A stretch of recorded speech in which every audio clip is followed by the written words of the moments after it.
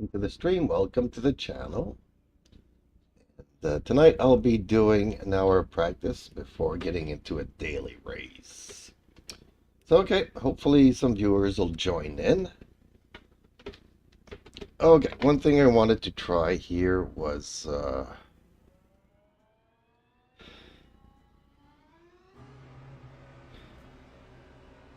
mixture of tires, hards and mediums, but I might go mediums and softs.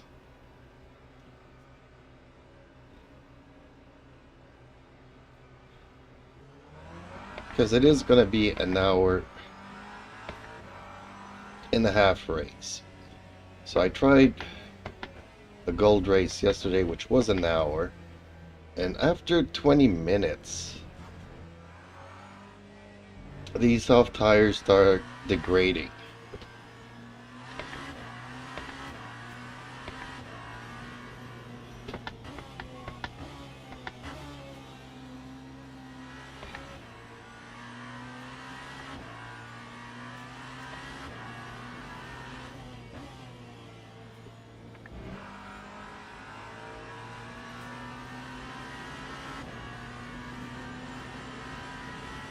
And yeah, after 40 minutes, they're pretty useless.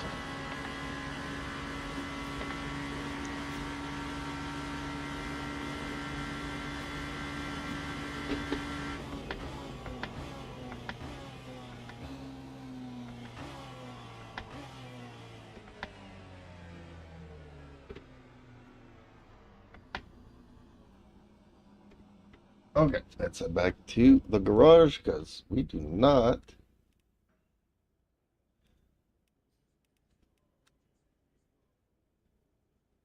have the good ratio here. Okay, so let's go back and...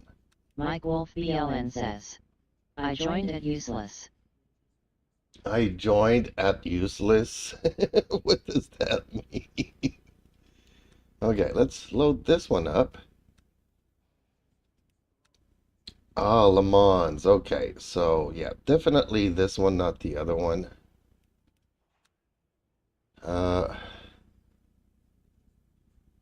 Mediums, and let's put softs, yeah, on this side. But like I said yesterday, after 40 minutes, my softs were pretty much kaput. So for an hour and a half, I'm not sure I should go with this combination.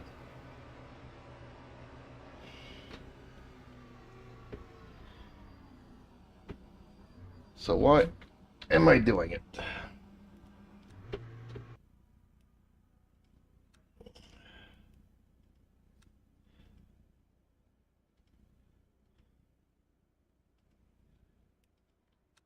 So Mike, what is useless?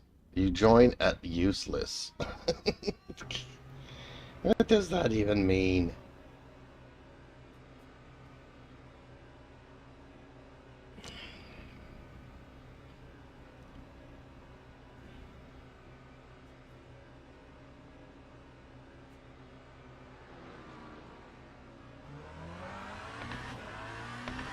Mike Wolf BLN says, was the first word I heard you say.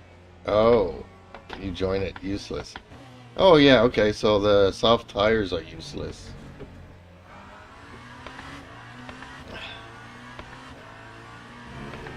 And there's Justin in front of me. That's why he's not chatting in the chat here. He's out on the track practicing for tomorrow night's race.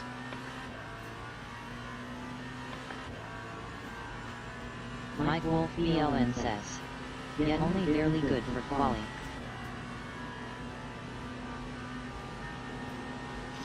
Well, most of our races are an hour and 5 minutes. So on tracks like Spa, Mike Wolf BLN says, damp conditions in a night.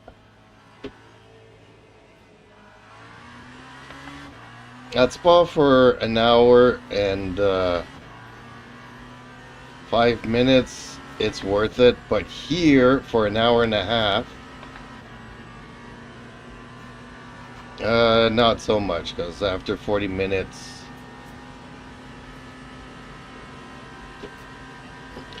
but the race is going to be at night at 15 degrees Celsius. So,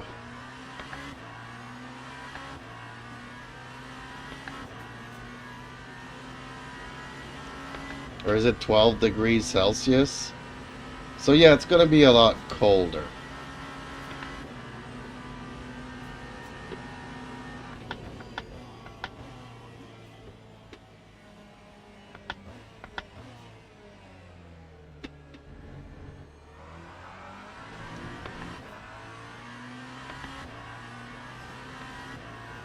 It's going to be a nighttime race at 12 degrees or 13 degrees, so.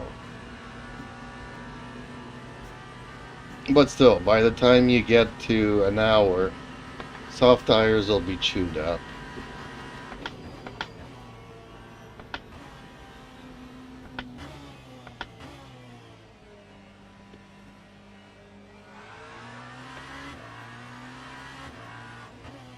Mike Wolf ELN says. Yeah, try them out at these conditions.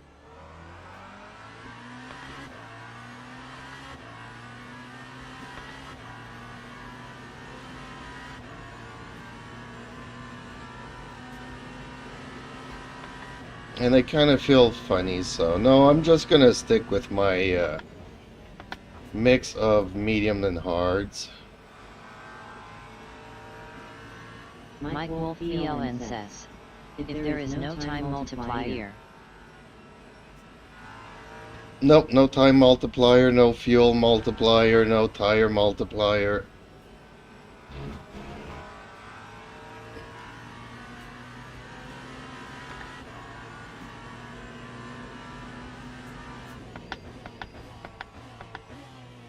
But usually I do prefer a mix of mediums and hards. Usually I just put one hard on that front left.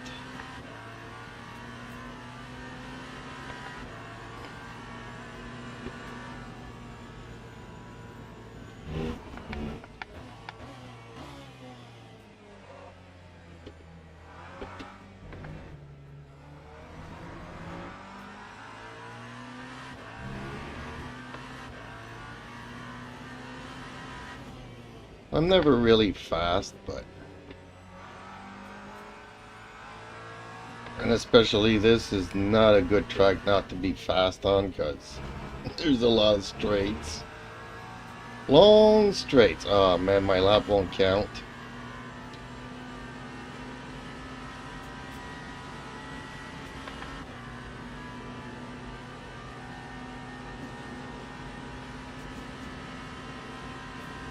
And let's see if I can't get these tires up to temperature though. I like them in the high 80s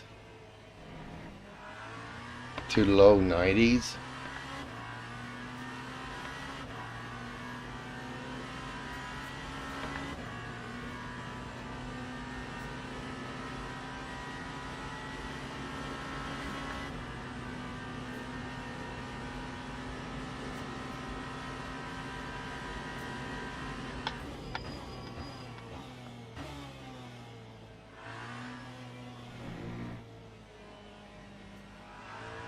Mike Wolf ELN says.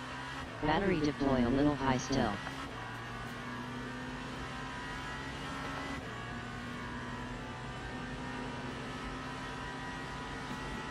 Justin Slim Friesen says. Hey hey. Hey, hello Justin. Mike Wolf ELN says. Sup.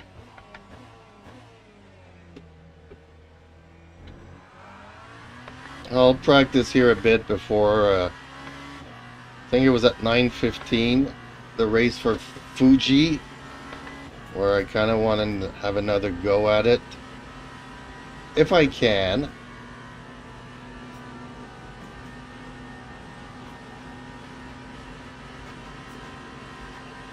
Sometimes in the evenings there's not enough people to do those races.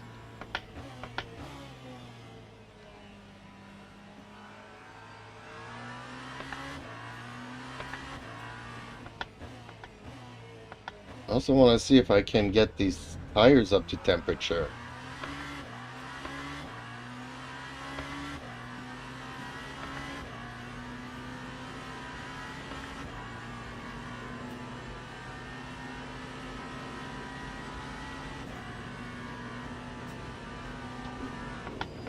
Justin Slim Friesen says, I don't know if JC is fuel saving. If not, I'm pretty happy with how close I am now.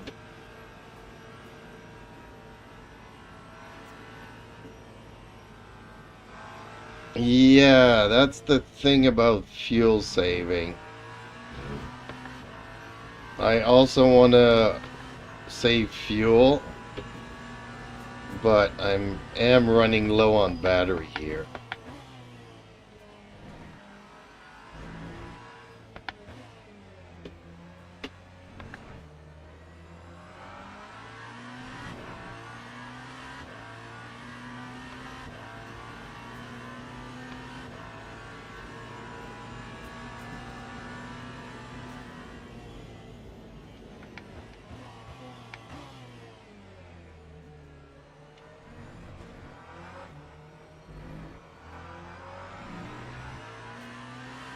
Mike Wolf BLN says, there is a Reagan amount also you can turn up.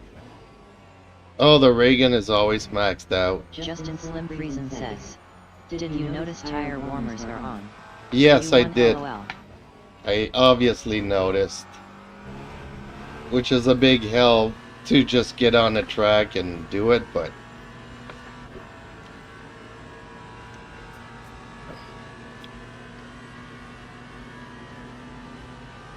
And having said that, it's still hard for me to get these tires up to temperature.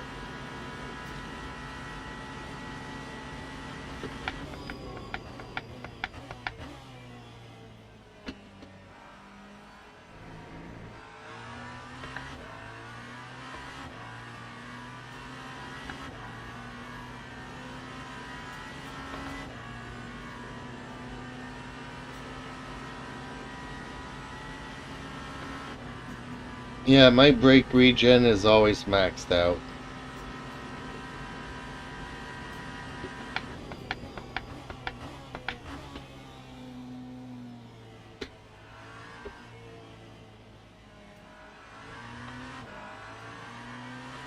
I've been having issues with track limits.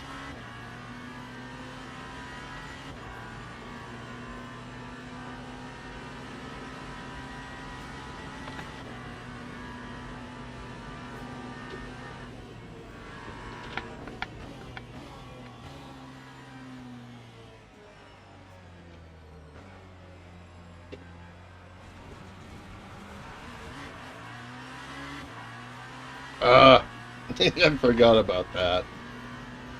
Okay, well, another track that won't count for me.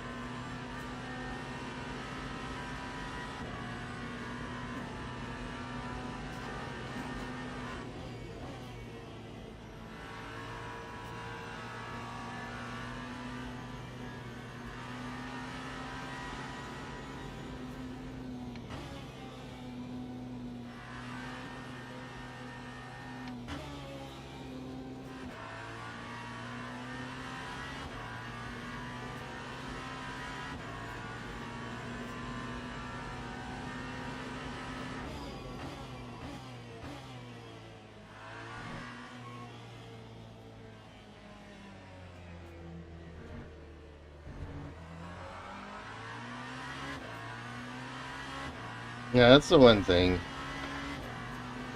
I need to practice more passing GT3s on this track.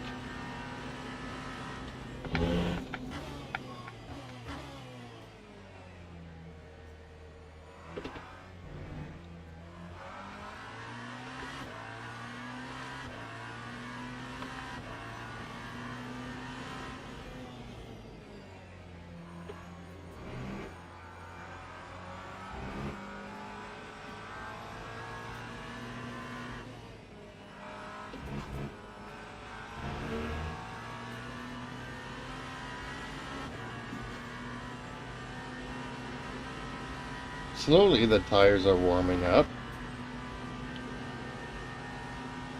Getting to the high 80s now.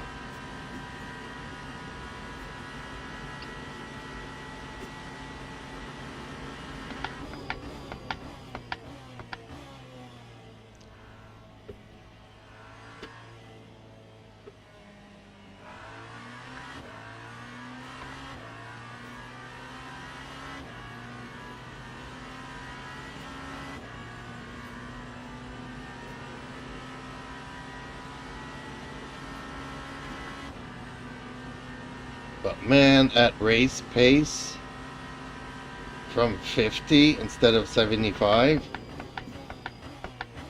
it'll take me even longer to warm them up.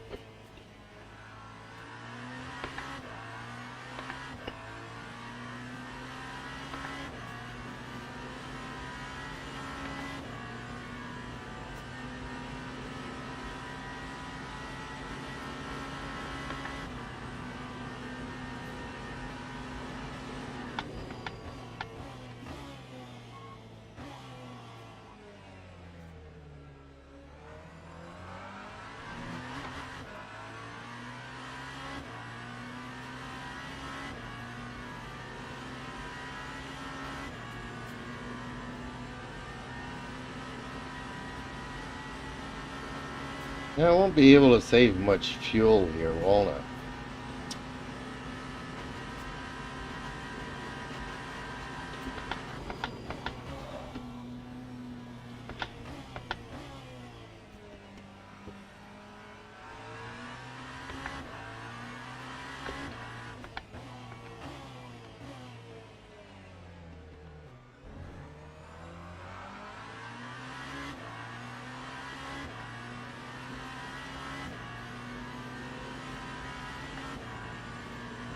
Oh well, so be it.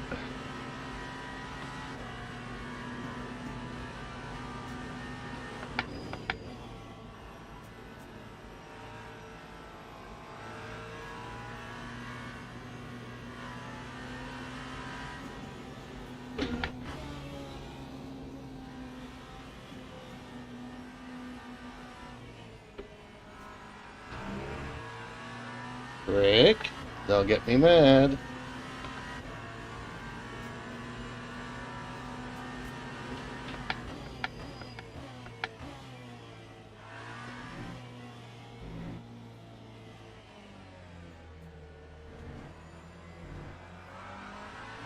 There we go. First lap that counts, right?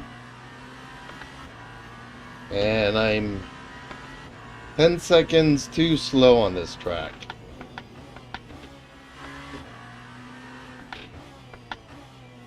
Per lap, that's gonna add up.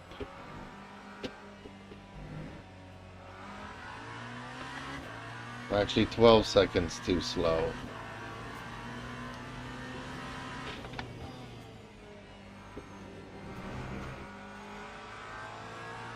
I don't know exactly where and how I can get some more speed out of this. Brake later, okay. Not sure I'm comfortable with that.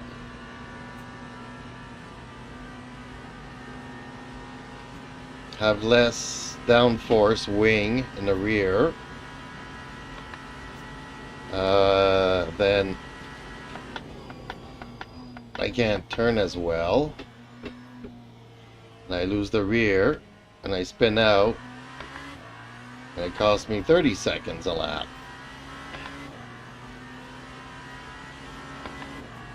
I'm just gonna have to face that I'm not a good driver.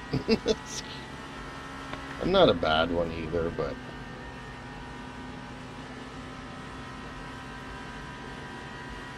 my strength is I am consistently slow, but I'm consistent.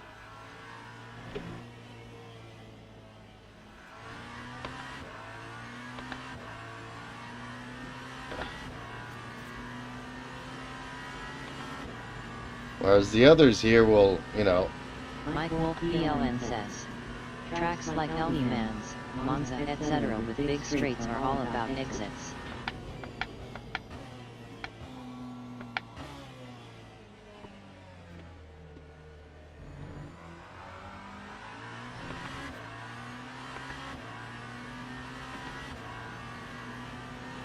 Yeah, so a lot of people will be faster than me here, but going through the corners, because they don't have the downforce on the rear wing, are going to spin out. That's how I'm going to gain 1 or 2 positions. But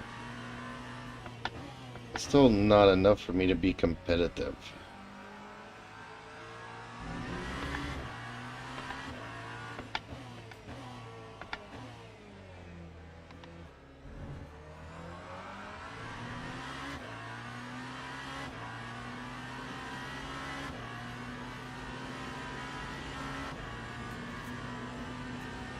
Mike Wolf BLN says, you must maximize the exits over entry to minimize your drag handicap.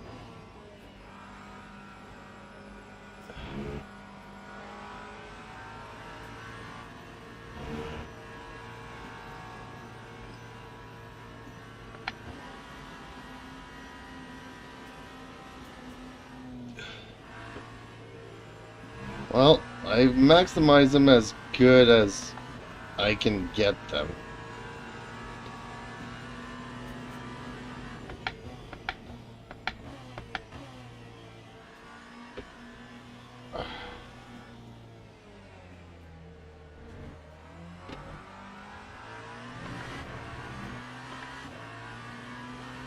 So I'm even 2, almost 3 seconds slower that time around.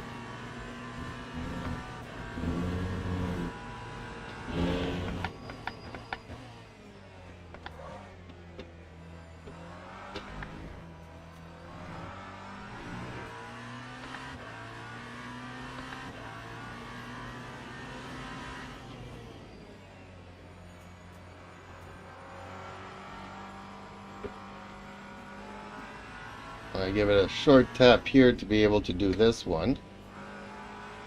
And that's as fast as I can get out of that corner for this long straight, so.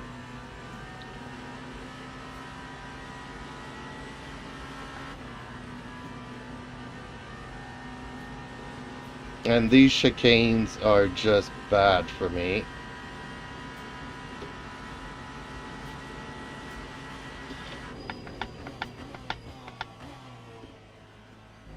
Normally you want to be in third here.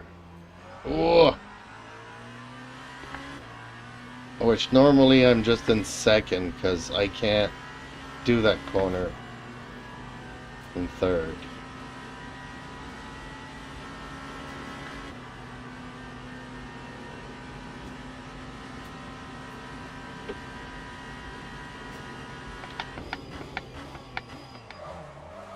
Ugh. Yeah, if I brake too late, they just lock up a little bit too much on me. Darn it. Not easy being cheesy.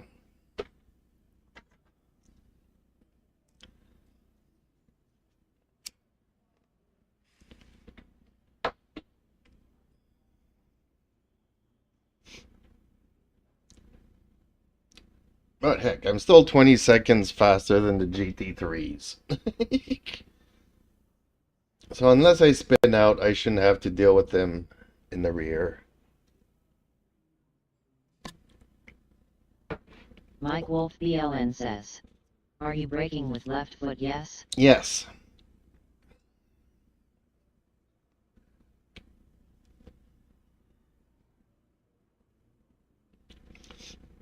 Yeah, I just kept it on a little bit too much. That's one of my bad habits. I'm trying to change it to where I'm giving it a lot more braking power initially.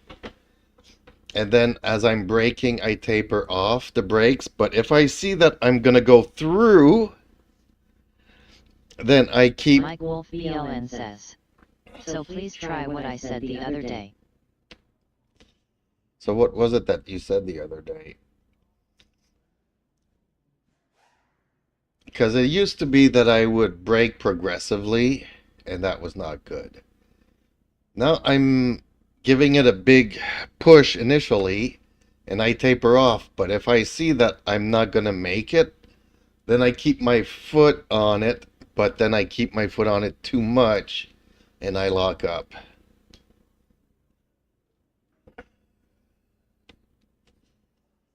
Mike Wolf BLN says. What I see in your pedal traces is the gap between brake and throttle isn't far enough. Well, yeah, I'm trying to push it to the max, and it's not working out for me.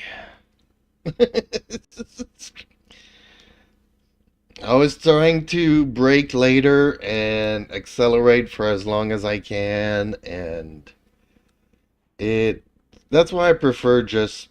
Mike Wolf BLN says.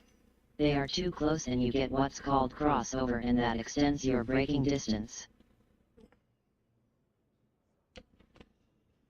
Well, yes, and the fact that I can't always completely remove my foot off the throttle. I've given it as much dead zone as I can.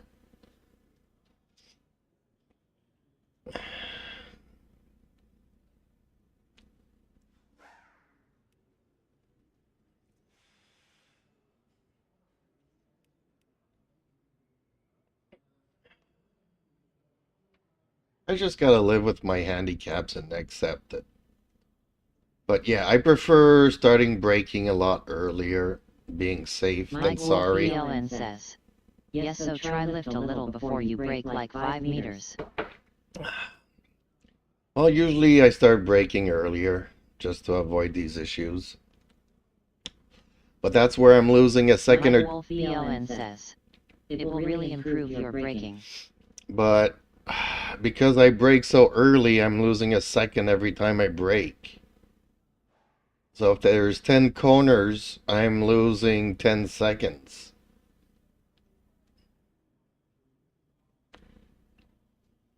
So that's what I was trying to do there, is brake a little bit later, but then I get myself into issues. And spinning out ends up costing me a lot more than 10 seconds a lap. So I just need to accept that. I gotta practice and practice and practice a lot more. And I think I'll just get better slowly. There's nothing radical that I can do that will, get me a good 5-second chunks off a lap. Because 10 seconds off pace with people, that's normal. I mean, Mike Wolf BLN says. Don't worry about braking early or late or whatnot, this simple trick will help you immensely. well, by braking early gives me that cushion that I need. My foot will not remove itself from the accelerator. I'm handicapped and I'm stuck with it. And especially this week, I've been really struggling. That's why I didn't stream last night. My neck is no longer supporting my head. Pretty soon I'm gonna need a neck brace. And that's not gonna be cool.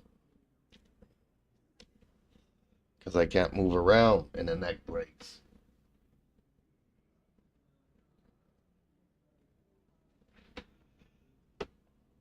Ugh. Mike Wolf BLN says. Oh man, not good. Yeah.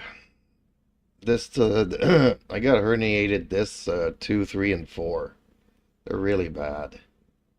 And I'm losing my right side. I've mentioned it before, but I don't mention it every stream there, but that's why I'm okay. I'm getting old. I'm having fun driving a hypercar, but I know I'll never be like I was when I was 20, you know? I won't have the reflexes, I won't have the eyesight. Keep in mind, we're racing at night, and this track is very dark at night. So I'll be even slower, because half the time I'll forget where I am on the track. Can't see where I'm going.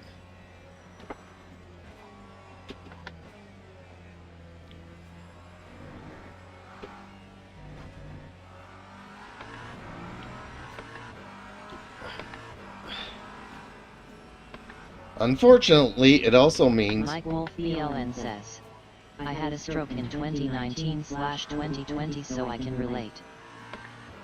Yeah, because a lot of people, after having a stroke, half of their body starts paralyzing. Like their smile is crooked and stuff like that.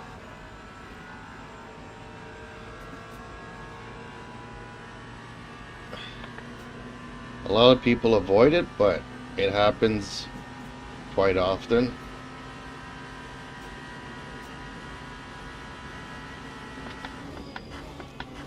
Justin Slim Friesen says, make sure to get good brake and turn in references. Well, yes, I do have good brake and turning references, in the sense that everything's lit up at night. But in these long stretches, I won't remember if I'm in the first one, second one, or third one. And I get confused as where I am on the track. Do I need to turn right on this one? Do I need to turn left? Up until I get into the corner, it's kind of too late to position myself either on the right side or the left side of the track.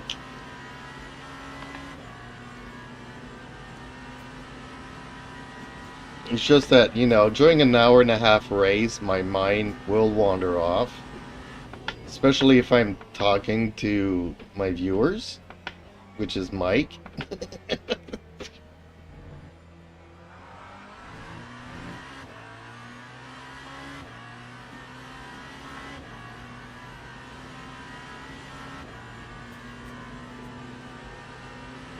Because Justin will be racing, so I won't be talking much to him. Even though I still talk to him in case he has me running in the background.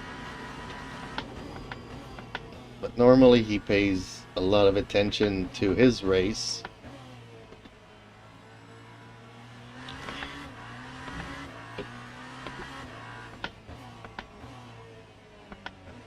Justin Slim Friesen says, I don't.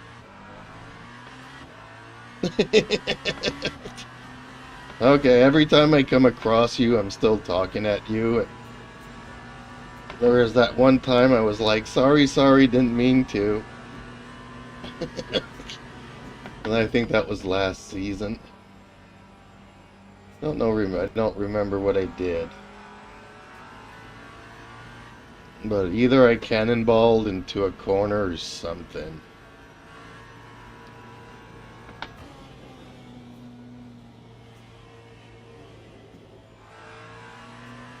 I'll be okay. I'll be okay. It's not my fault that people... Justin Slim Friesen says, for league races I run as little stuff as possible to help FPS. Also, keep focus. Yeah, that's a good thing. Thing is that, you know, for the first two races, we have a lot of people more along the lines of my skill level. But by the third race, they start dropping like flies. Because they're trying to compare themselves to Larson and all the podium drivers.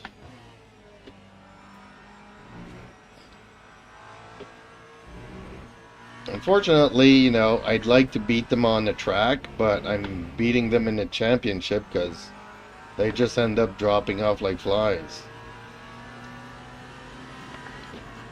Like, I could fight with Randy and, you know. Mike Wolf ELN says, Carpe Dem Pojuims.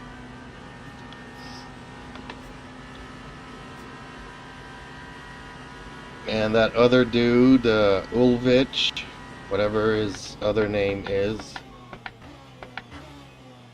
Justin Slim Friesen says, yeah, guys tend to be delusional about themselves. LOL.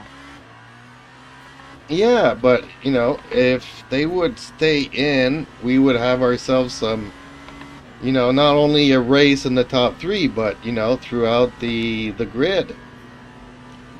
We could have some good fun races.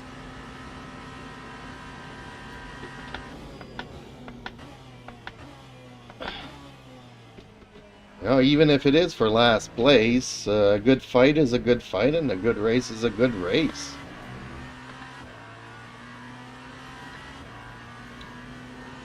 You know, I'm not delusional that I'll end up in the first splits in the gold races.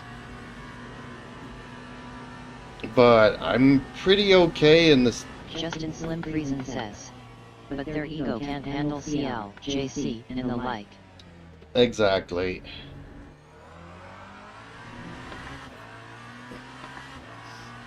You know, like I do okay in my splits. My problem is that there's too many red flags in my splits. I would like to just get up a little bit higher. That's kind of why I'd like to get my bronze rating up a little bit. I'm not aiming for split 1, but I'd like to be out of the splits with all the returning from bans and people that have been involved in a high number of accidents.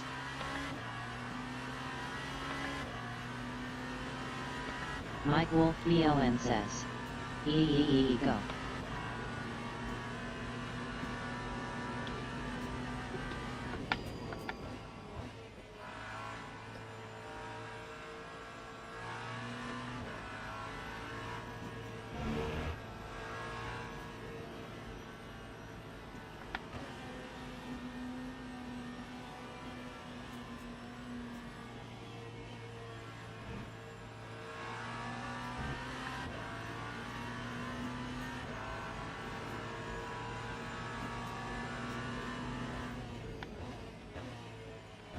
Unfortunate that Glenn is not coming back to LMU.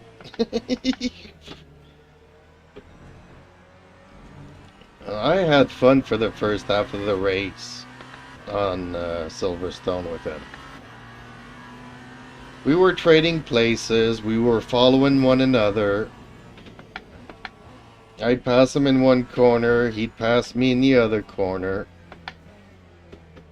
Then halfway through the race, he had to pit. We had to pit to go and get some fuel. And he spun out, got a drive-through, went back to the pits, got another drive-through, and just retired from the race. And I've never seen him back in LMU, unfortunately.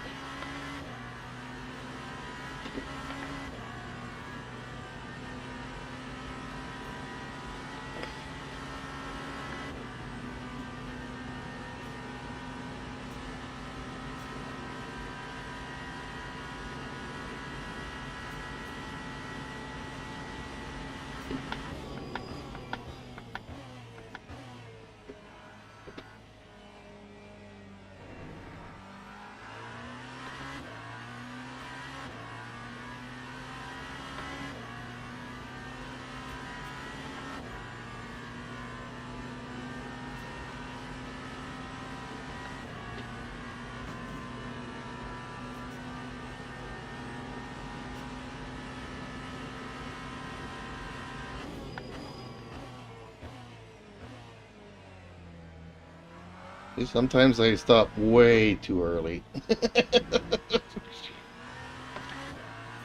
I'm getting to the corner at a crawl speed.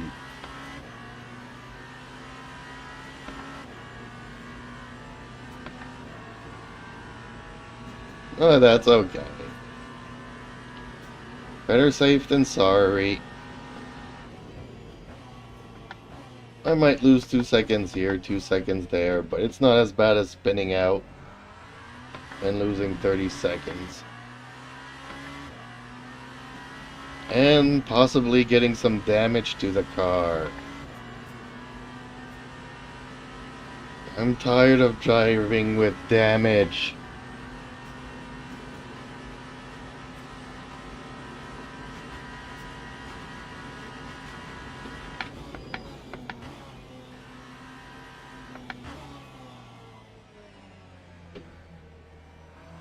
Justin Slim Friesen says, "Hey, LMU actually closed properly. WTF?" Justin Slim Friesen says, "LOL." Yeah, I don't know why you're having that issue. I'm not having it. It has gotten worse in the sense that when I close it 2 out of 10 times, I'll get the error report. Do you want to send it to LMU or Windows or whatever? And I'm like, don't send. But it's still closed. I don't have to go to Task Manager or anything like that to close it off. And like I said, for the past 2 or 3 days, my game has been stable once more.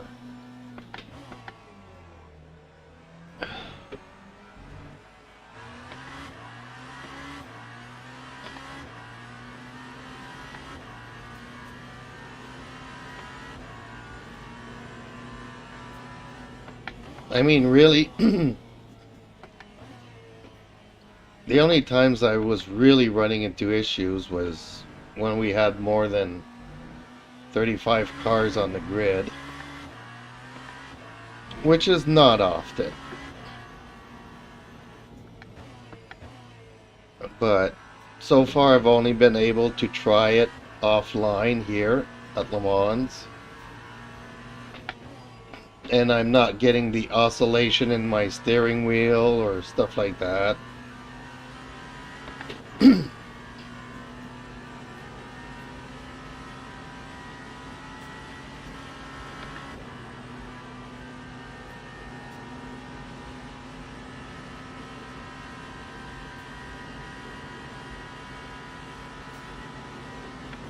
But there was one background application that I uninstalled.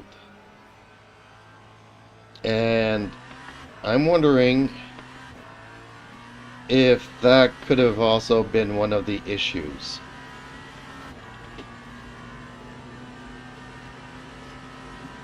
Thing is that when you do like 2 or 3 things per step, you're never quite sure exactly which one is doing what. But when I built this PC, I used a hard drive from my streaming PC to put in the gaming PC to keep the Windows and all that. But it's not the same motherboard, so I had a background application for Asus. And this motherboard's an MSI.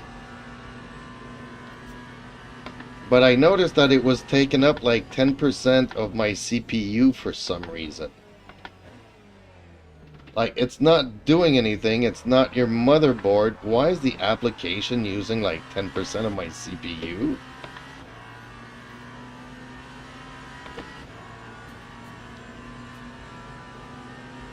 So, it's not a big thing, but I guess every little thing helps.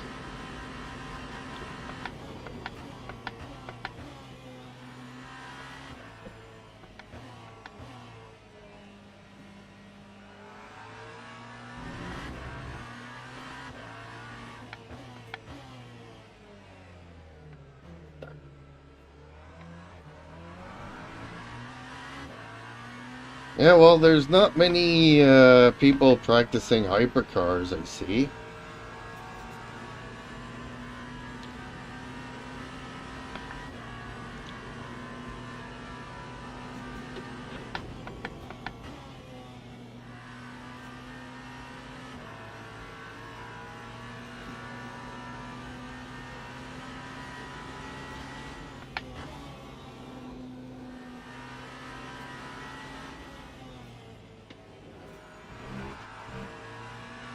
But yeah, I like the temperatures of my tires.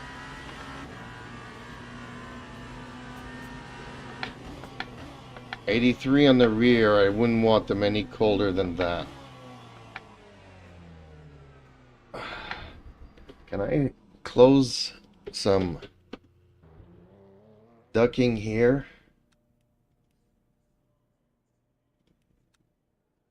Ooh, I can still close it a bit. I think that might help me tomorrow.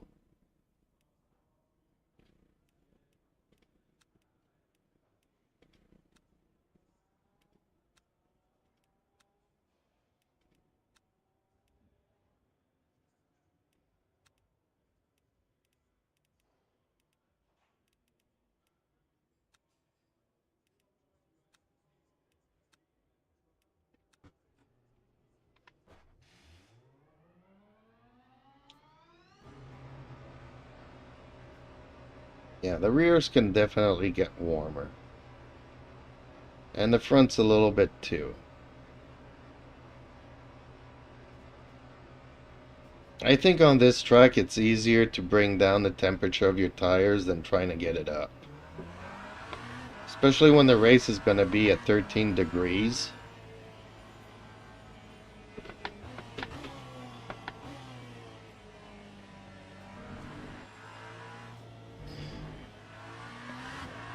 You know, after 30 minutes, if they start boiling up,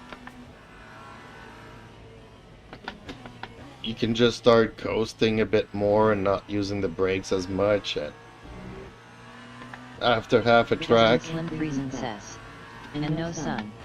And no sun. So if they do get too hot at one point, it's easier to bring down. Instead of braking into a couple of corners, just lift and coast it. After a sector, they'll be back to normal temperatures.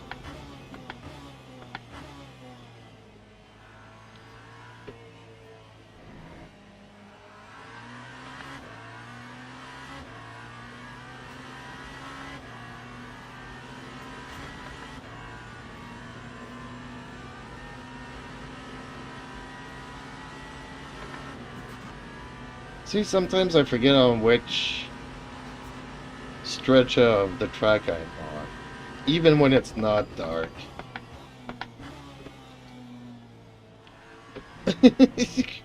I thought I was still in the first section there. Luckily, I could see that corner coming from afar. But at nighttime I won't, so I'll be a little bit confused every once in a while.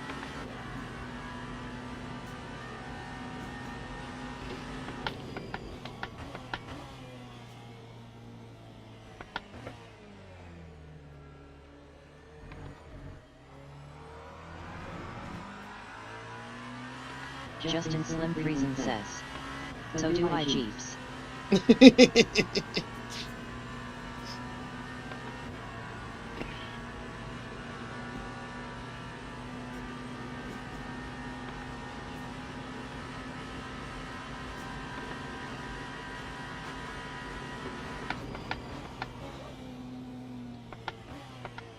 See, that corner I'm good at braking late though. The one that everybody hates is the one that I do okay in.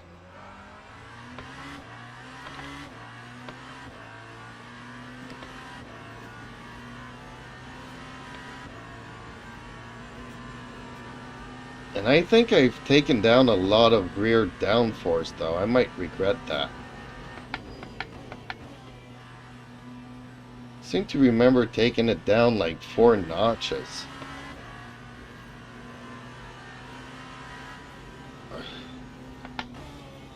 It's in my Alzheimer's, sometimes I don't even remember what I'm doing. But I haven't noticed much difference in the handling on the track, so I guess I'll keep it as is. I'll just have to remember that I changed that, which I won't.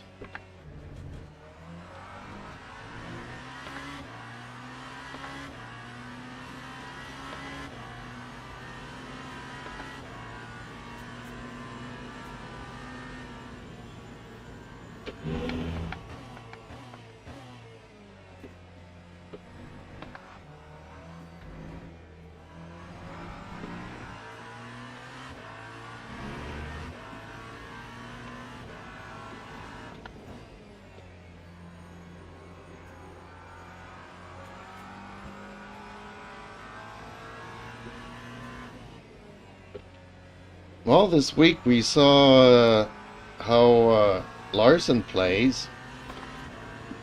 I was surprised that he plays at a desk and that he had the Moza R9. And how does he play on a chair that has wheels, an office chair with wheels? Is beyond me.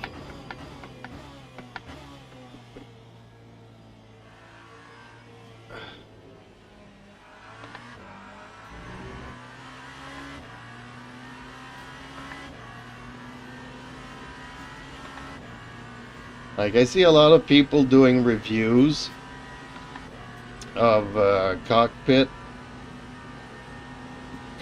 rigs, and every once in a while I come across these ones that are just half, that don't have the seat or the rear.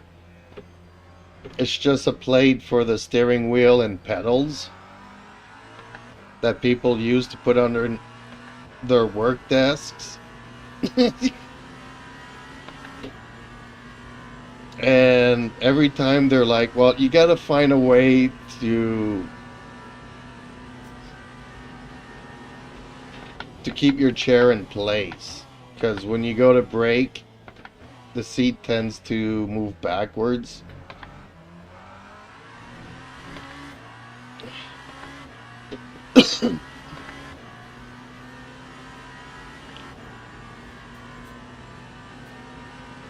I don't like those rigs.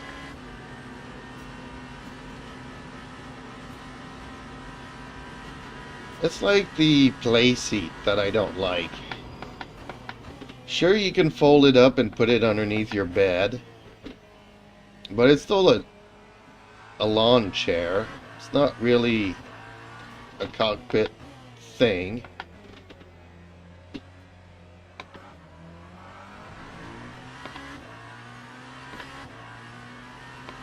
I mean, okay, it might have been good in the days of the G29 and stuff, but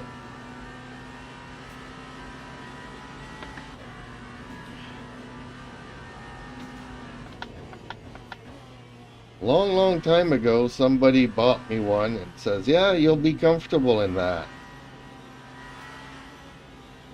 3 months later, it was in the trash because it just didn't hold me. Ooh, going out. Dang it. Yeah, lap will not count. Man, these track limits are killer. Oh, I forgot about the camera. Dang it. Ooh, why is there a yellow flag here? Can I crash into somebody? Who's the yellow flag?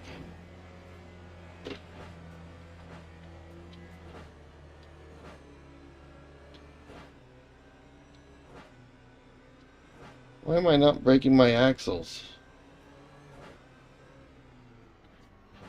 Oh, there it goes.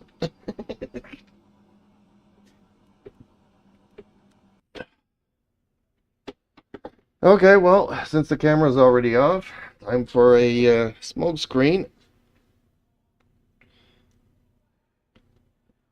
I couldn't get it down any more than that.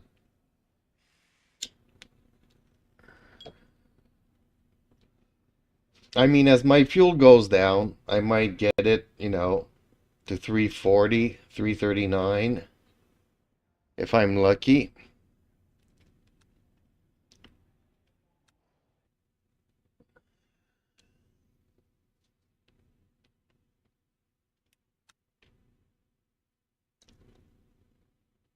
I want my revenge here. Oh, 20 minutes. 6 and 4. Ooh. Hopefully the GTs will find somebody else. Yeah, we need to be a couple more people here.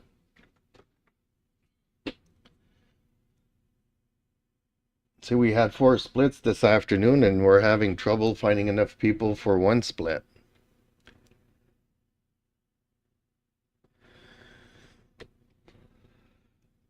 The problem is that tomorrow afternoon I'll probably do the Le Mans again, gold race, as practice. And then Friday I could do Fuji again.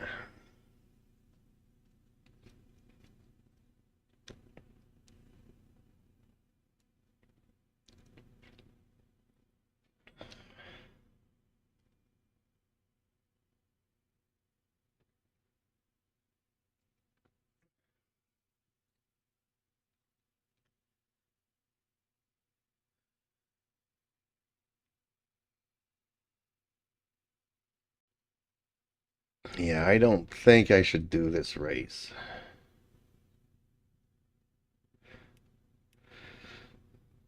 And I remember in the days that we were just 5 doing it, and then 3 people would bail out after the race start.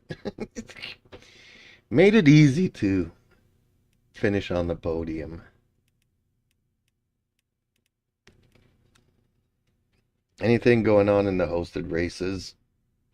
I didn't even look. I was only looking for the practice server.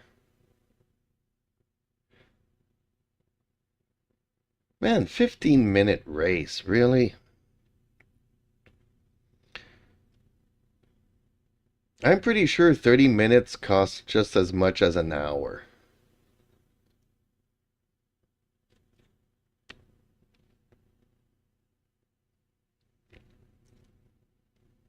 So nothing going on, really.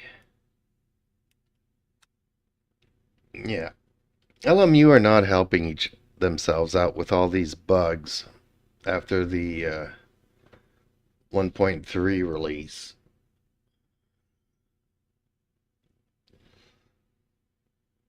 There's a lot of people coming back for Barcelona, and the game has just been not game worthy since they released the track.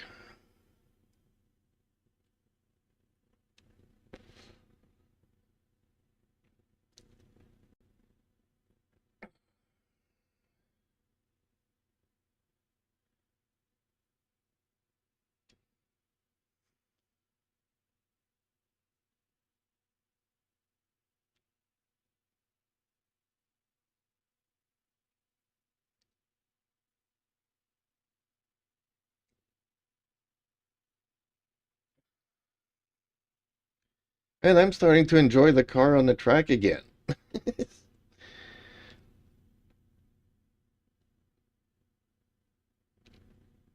I see Glenn, he's like, oh man, the guys in front of me are all like 20 seconds away. I'm never going to catch up and all that stuff. And I'm like, I don't care. Sometimes I do, but I mean, I don't get frustrated because I like driving on the pavement. Like I keep saying, I wish we had this kind of equipment 20, 30 years ago.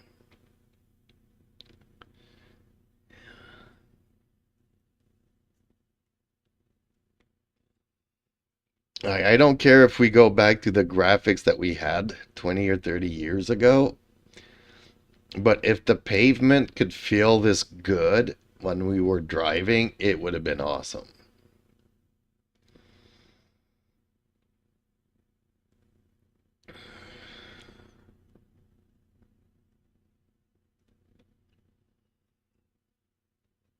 And I need to kind of look into GT Legends to see if there was an update to it to use these wheels with that game.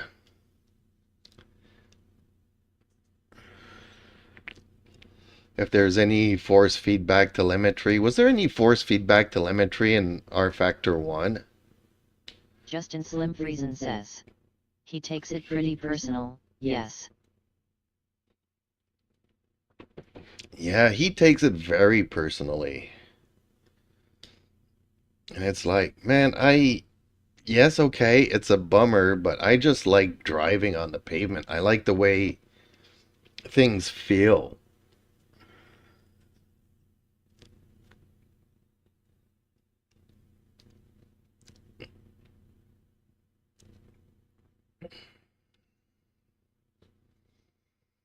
I hate spinning out. That's the one thing that I find that this game does a little bit too easily.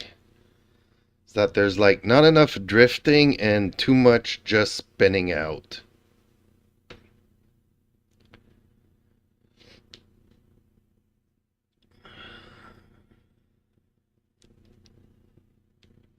It's like it's on or off. You either have the grip or you don't. You know? And until the tires hit 85 degrees, you don't. It doesn't feel progressive. It doesn't feel, it's like off or on. It's like the tires are cold until they're... Slim Friesen says. You'd really hate your racing then, lol.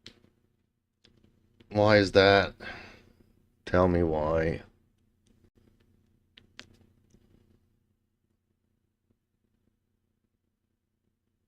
It doesn't feel good. Doesn't feel good like this. Or the tires are always cold. You can never get them up to temperature.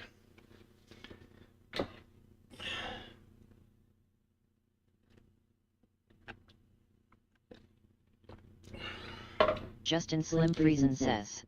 Easier to spin their info. Really? I wish there was a little bit more progression. Okay, when the tires are 20, I get it. But by the time they're 50 or 60, all the way to 75, you should start drifting instead of spinning out.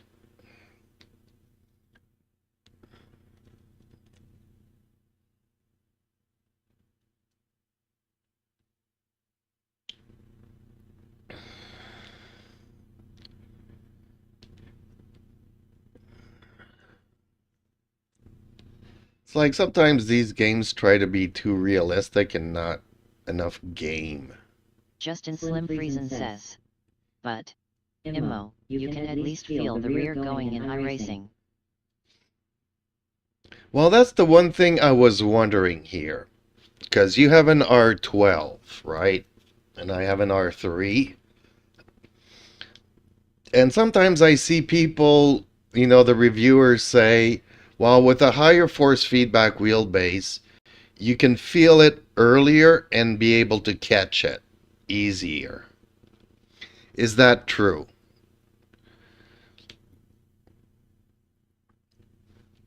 Which I'm not convinced.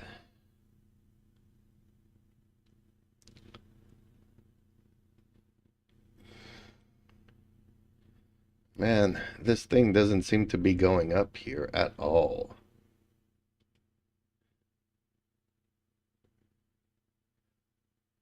Oh, it did go up. So we have 10 GT3s and still 6. Cody, hey. Well, that's not a Quebecer's name, so he could be from anywhere in Canada.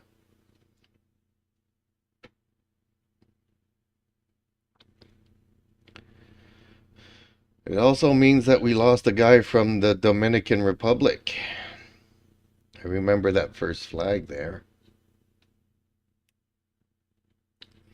Not the Dominican Republic, but whatever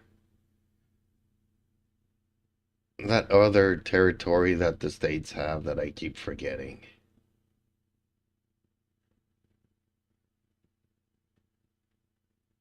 Justin Slim Friesen says, the statement is true in general, but LMU doesn't do FFB on the rear. I swear. LOL. Justin Slim Friesen says, at least at low speed. Okay. Good to know, good to know.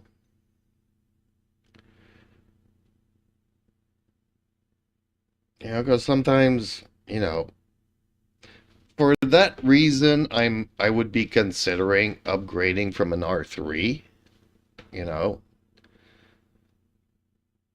because let's face it, it's got way enough force feedback for me. So much so that when it oscillates, I can't control anything. So you can just imagine if I had a stronger wheelbase, I could not be able to drive at all in those kinds of conditions. I wouldn't be able to hold on to the steering wheel. But if I could feel the slips and be able to catch it, well, then that's something else. Then again, do I have the skill set to do that? Like I said, I'm not 20 years old. So my reflexes are not necessary. Even though I could feel the rear going, still doesn't mean that I would have the reflex to be able to catch it. Like, that's kind of why I really like the haptics on my pedals, because I can feel it. I can feel when I'm losing the rear. The problem is that it's already too late. Like, I feel the wheels spinning, but my car's spinning at the same time. There's like no advance warning of it. Well, that's why I like the lockups though, because that I can feel. So as soon as it locks up, I can let go. Justin Slim Friesen says, I've always hated that in LMU. In iRacing I can use less TC, because I can feel the rear go into slip angle.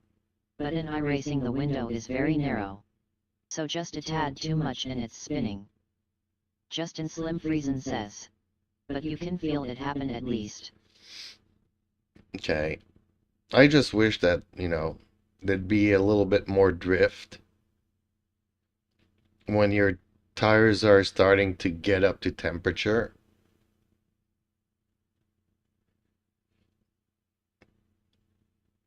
Like, you're still losing time in the corners because you're going sideways. But at least you would be going sideways instead of just doing the helicopter. Another thing that I notice in this game, and it really annoys me, and I think it's on the programming side rather than anything else, but when there's a car in front of you that spins out, the other cars behind it have a tendency of doing the same thing. And how can I say? Yes, in real life, you can kind of have the same thing. Because you get fixated on the car in front of you and you do the same thing. But I'm not fixated on the car in front of me ever. Unless I'm following a car and I can't see the car that's parked. Justin Slim Friesen says, that's bad drivers. No, I've been looking at a lot of these incidents,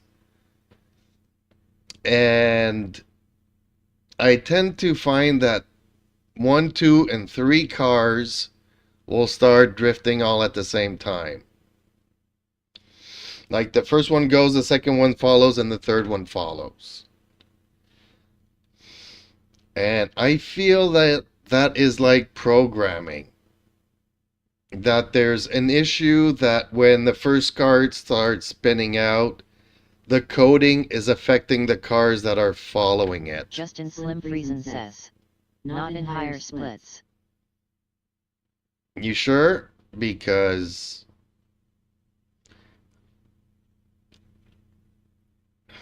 every time I see one car start spinning out, if there are two other cars behind it, they will both be affected by the same thing.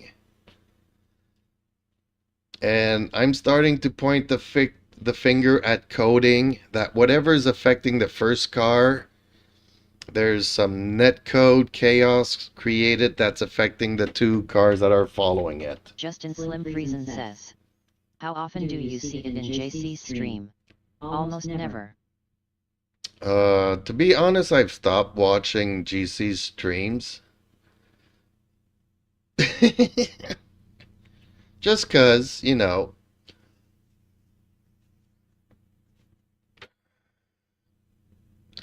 But it's hard to say because you're never watching what's going on track. But when I go to the practice sessions and everybody looks at the replays, or sometimes you go to YouTube and the guy is showing what happened. Like I was following this car and the three cars in front of me were kind of fighting. And Justin then... Slim Friesen says, well, you'll have to take my word then. But like I said, when I'm watching YouTube videos of the guy explaining what happened to his lap or his race, and in that video, you see the first car start drifting, and then the second, and then the third. And I keep seeing it over and over and over again. And I know sometimes, because I'm not fixated on the car, I'm fixated on the track. And when the first car goes, I kind of have to let go of the throttle for it not to affect me. You know, I don't know, like, I have to do whatever to avoid sliding. Otherwise, I'm also going to be caught up in whatever's happening to the netcode.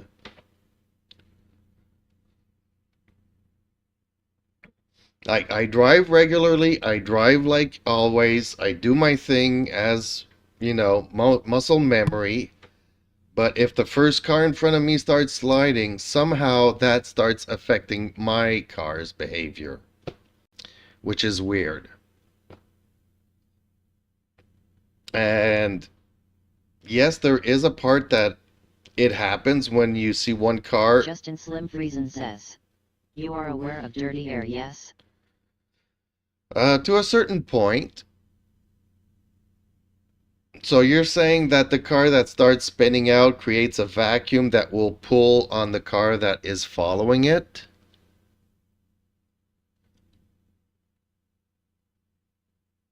Because that's how it feels. It feels like the first car has a vacuum hose and it's pulling your car, the rear of my car out as well. And then you look at everybody's replays, and it seems like the first car is affecting the second, that's affecting the third. It's like they all have a vacuum cleaner sucking the rear of the car that's following them.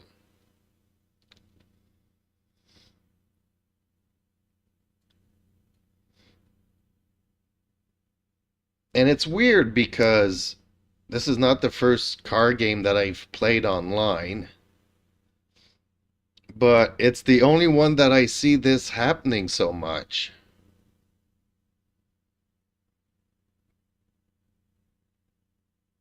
Like, okay, back in the day, the car games were a lot more arcadish and whatnot. But you would be following cars and they would start drifting, but you kept your line, you know, your vision on the horizon or the apex or whatnot, and that's where your car would go. Here, the car's beside me, and he starts drifting out, and it feels like a vacuum is pulling my car. Not exactly. The way the air is moving over your car will change when a guy close in front spins. thus changing the grip level of your car suddenly. Well, it kind of feels like there's a vacuum effect going on. Oh, I need to join the event.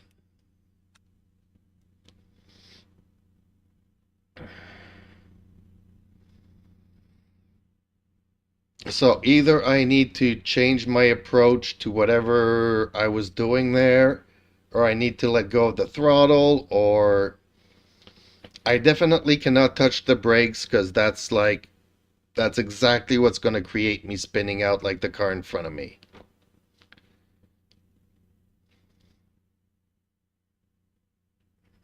It's a pain in the butt. It doesn't happen a million times. Doesn't really happen all that often. But I've kind of noticed a pattern here, and I've just been scratching my head. And the more YouTube videos that I see of first car starts spinning out, the second one, the third one, they all fall into the same pattern. And I'm scratching my head at what is going on here. So, okay, closed. I could definitely bring the temperatures up for the front.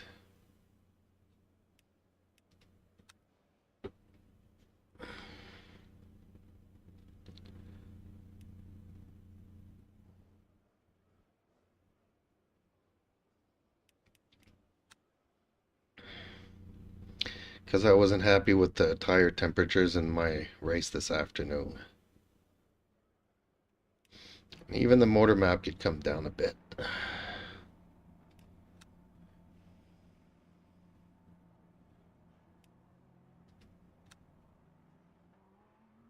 Justin Slim Friesen says, this will sound arrogant, but most of those guys are clueless. Blind leading the blind. I agree with you. Like, there is this thing that when you're fixated on the guy in front of you, that you'll repeat the same error. But I've ridden motorcycles all my life, raced them on tracks, and I'm conditioned not to do that. You know? So it's kind of weird that I feel like there's a vacuum created that's pulling my car sideways.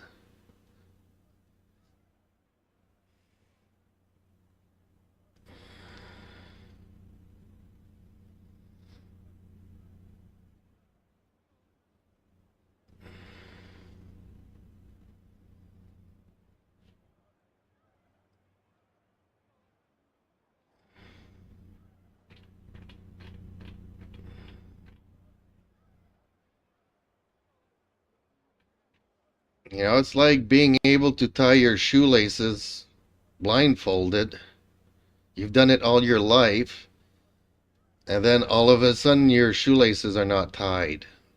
You know, you can say whatever, but it still feels weird that you should be able to tie your shoelaces and all of a sudden something weird's happening and your shoelaces are not tied anymore. Like, you can try to find any kind of explanation to it. It just, you know, I'm not that senile yet. You know, I'm losing stuff progressively, but not off a cliff like that.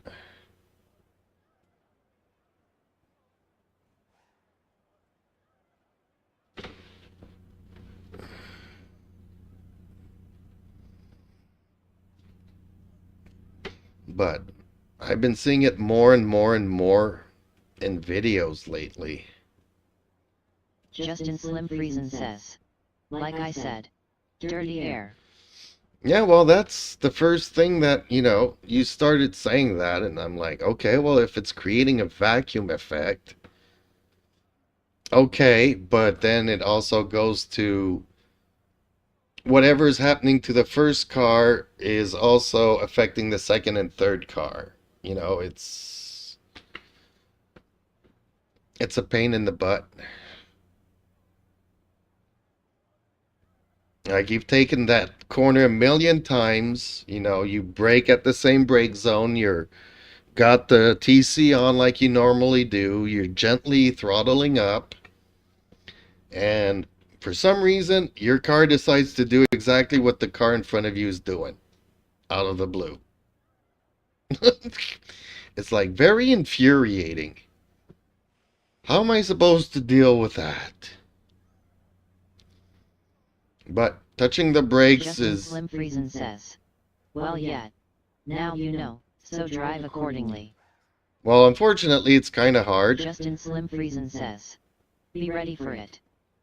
Well, I guess my only way to deal with that is just to... Justin Slim Friesen says, make the adjustment. Well, unfortunately, the adjustment is to plow into the guy that's drifting in front. Because if you try turning the wheel, you'll send the rear out. If you try braking, you're going to send the rear out. So basically, you just have to go straight and bounce on the car that's in front of you to stay on track. Don't try to avoid him because you're going to spin out. Don't try braking because you're going to spin out. And if you try accelerating too hard to avoid it, you're going to spin out. So just let go of the throttle. Keep the angle that your steering wheel was at. And if you hit the car in front, well, you hit the car in front and you'll bounce back onto the track. Hopefully. Justin Slim Friesen says, interesting. Wonder how all of us managed to avoid it. Well, I avoid it many times. Like, I'm following a Mustang. I know the Mustang is going to do a Mustang thing. And I used to say the same thing about the Porsche. Oh, I got to go and qualify here. I got to put wet tires on.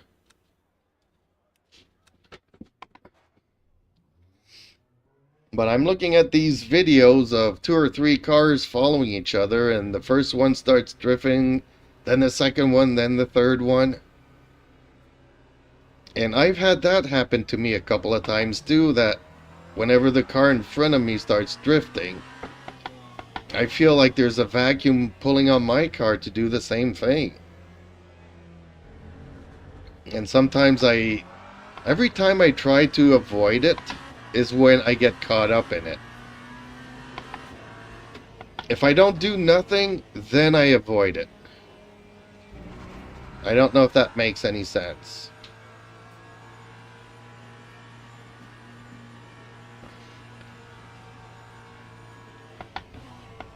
And I wish there was some motorcycle sims that were good enough. Now on a bike, you could just lean it a little bit more. It does.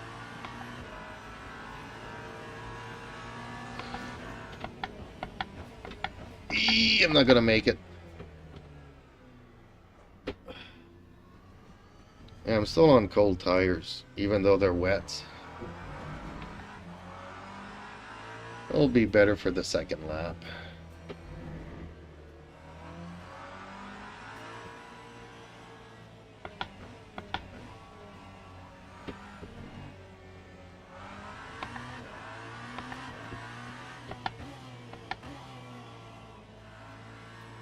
And like yesterday, I was telling Glenn, go on the outside corner and then turn in for the T1 at Interlagos. Like he just did. And every other time that he went there, he's dive bombing straight into the inside.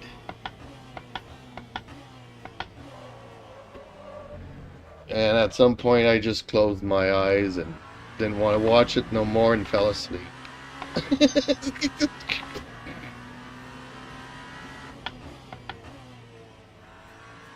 Like he's practicing defending, but that's a really good corner to let the guy pass you. And then you're in a better angle to navigate the other curves. Man, I can't. Man. My rating for this qualifying session is not going to be good. I can't stay on track. I'm going to have a bunch of invalid laps.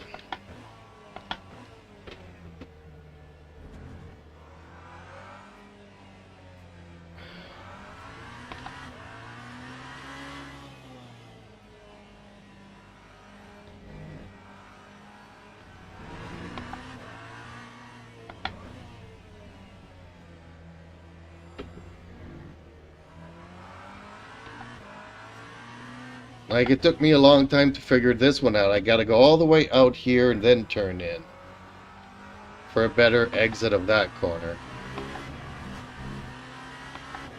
I was turning in way too early, and it ends up taking me a lot longer to go around the corner.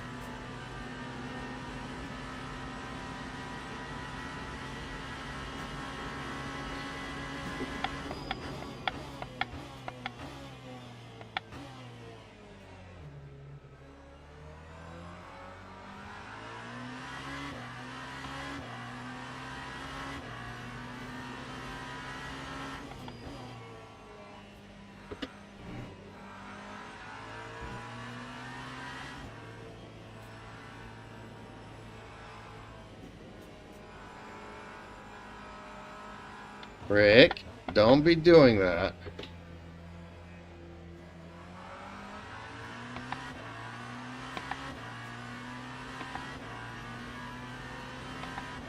It's been raining so hard. I took him out this morning, and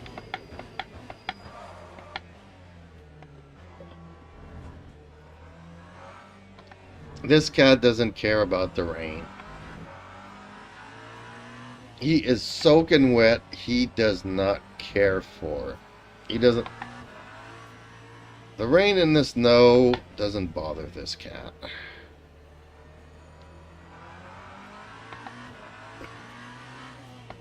I say that, but then this winter he would look at me and say, walk in front of me so I can walk in your footsteps. The snow's too deep.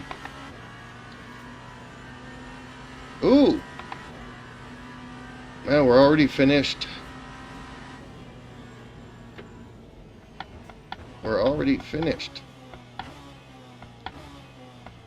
Bummer. Okay. Dang it. Okay, let's reload. Mediums, this one on hard. There we go. Should be ready for the race. Except that the gas was...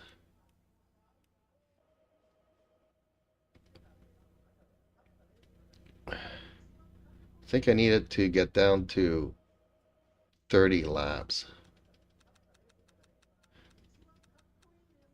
The race was like 27 or 28 laps. Yeah, 27 laps.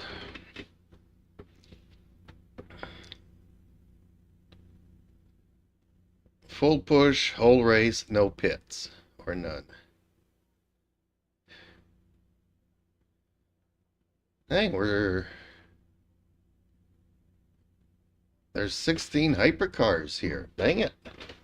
Okay, this ain't so bad. It's better than 6.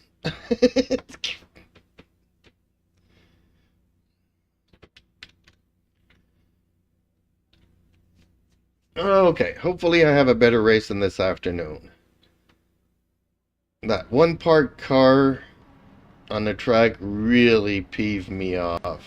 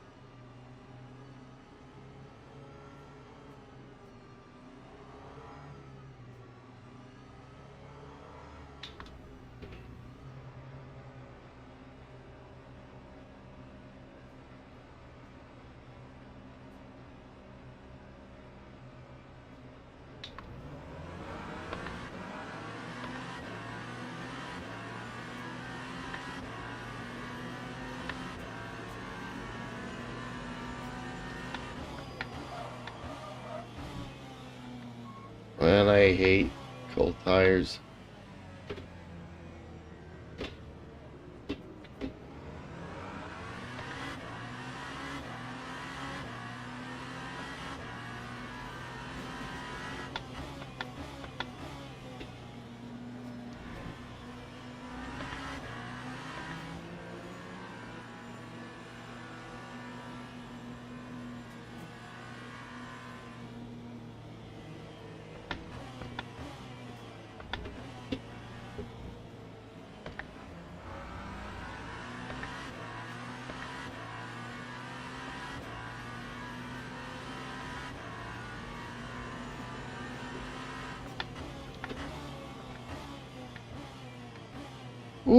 I'm not turning enough. Dang it.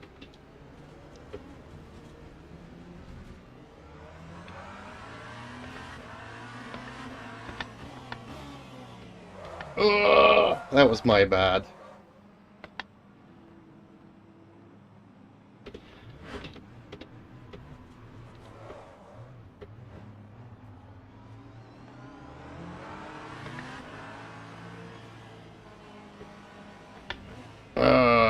Oh well. LOL.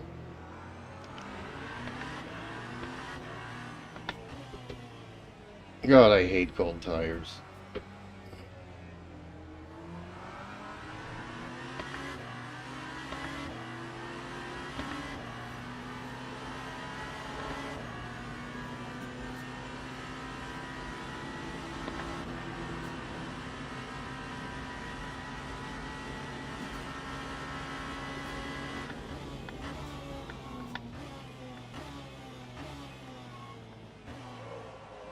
Man, I'm locking up so much.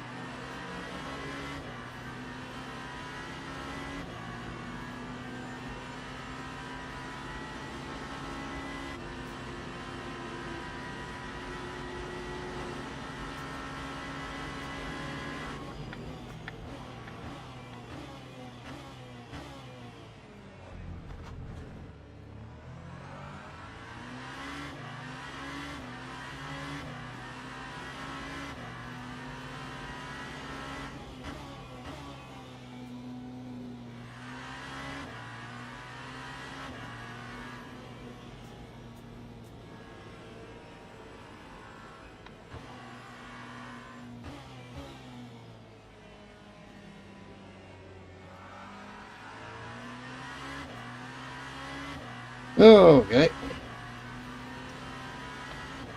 Caught up to one.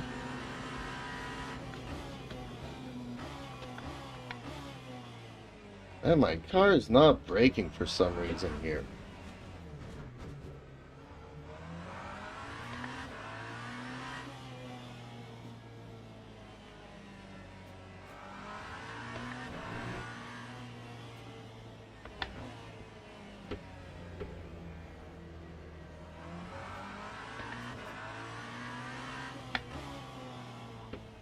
I'm still on cold tires, dang it.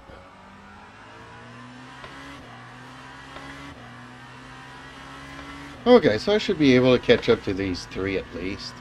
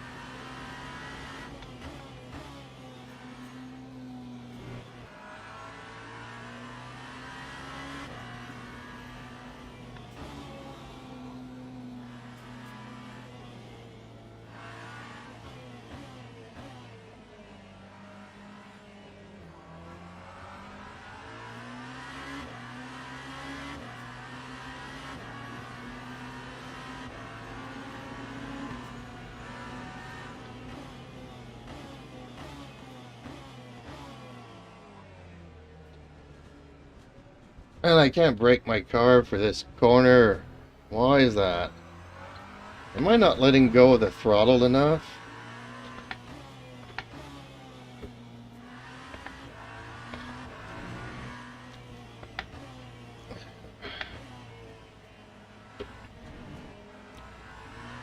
I'm gonna have to give it more dead zone.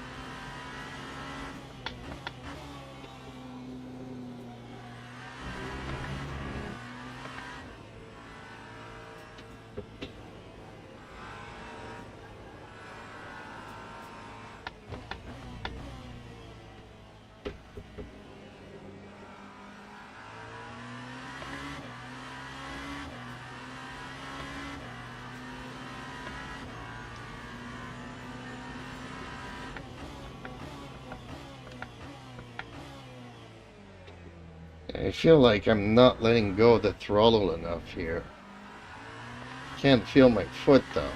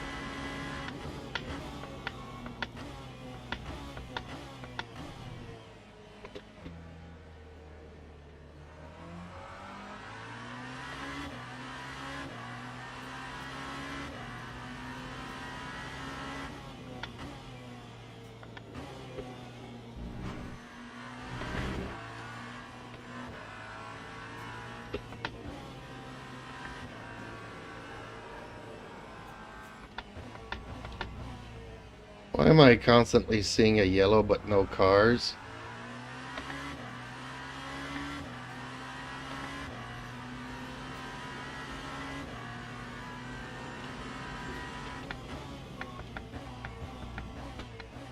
Hey, I'm having a hard time braking here.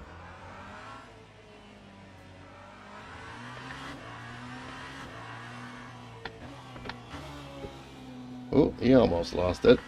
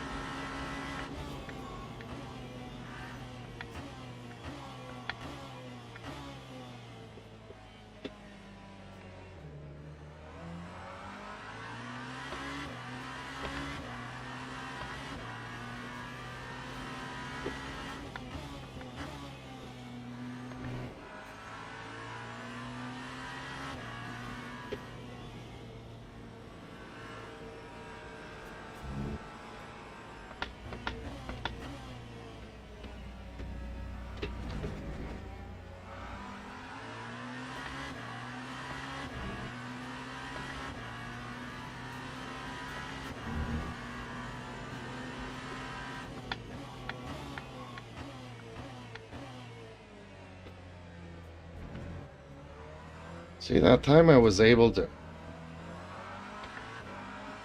stop nicely like I usually do there.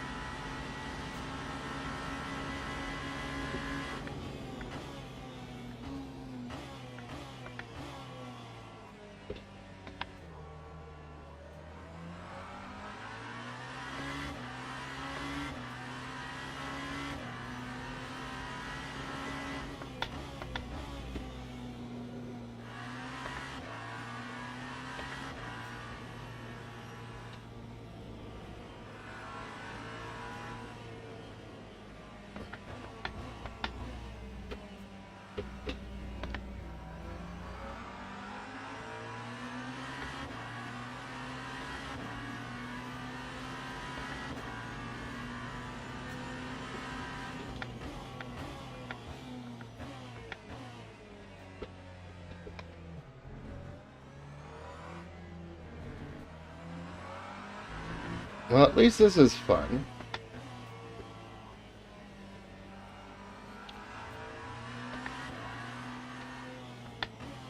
Feel like I'm racing with somebody that's a little bit more along the lines of my skill set. Not too many mistakes. Following the race line. Certain parts he's faster, and other parts I'm faster. Hopefully I can put enough pressure on him that he makes a mistake.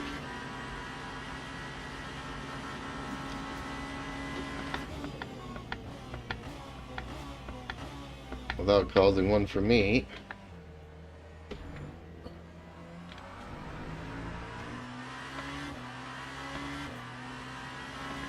Why is there always a yellow here and I never see a car?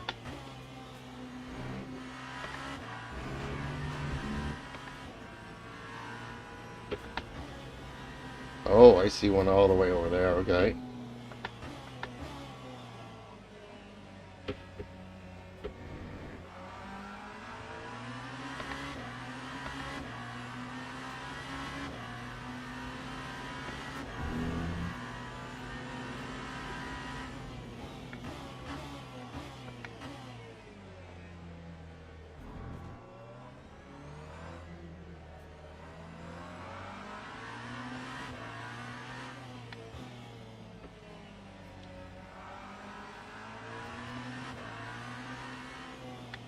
Also, when we get to the traffic... Ooh, dude, you slid there.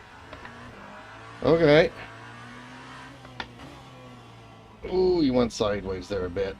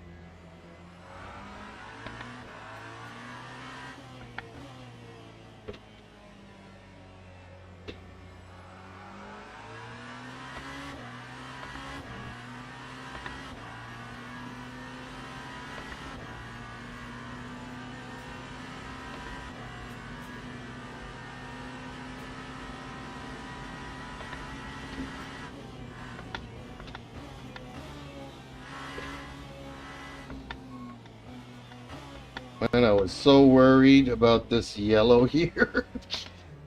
I'm traumatized by what happened earlier today. You see a yellow flag in that straight there, and I'm just looking for where the accident is. And I saw the cars in front of me lock up their brakes, so... I didn't know if they were going to start spinning right, left, and center.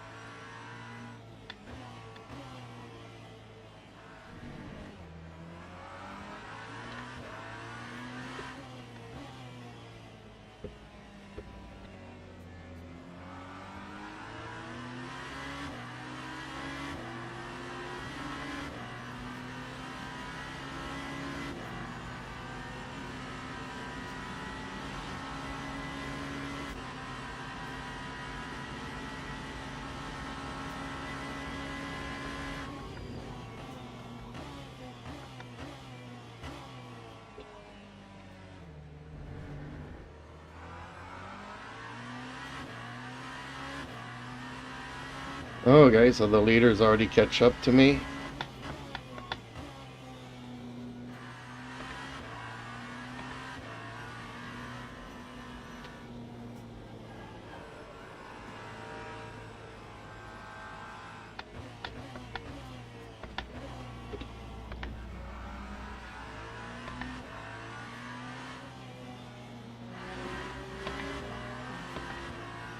See, again, a Peugeot. That's kind of why I want to maybe go back to the Peugeot. It's either a Peugeot or a Ferrari. That's always in the lead of these races.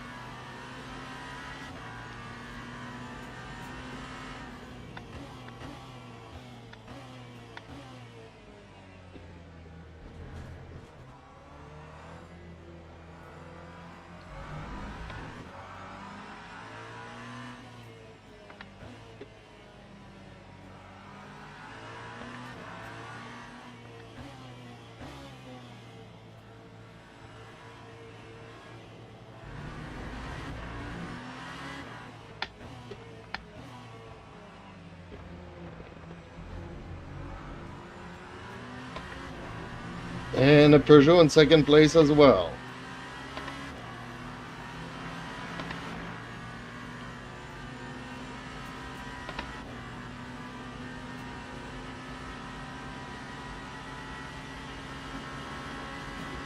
He doesn't have higher top speed than I do.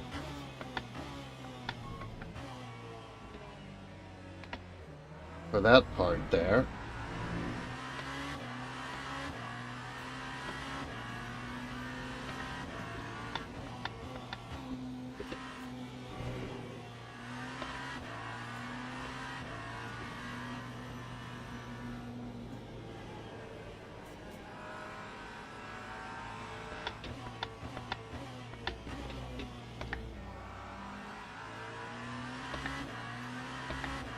I'm finding myself having to downshift into first to do these corners now.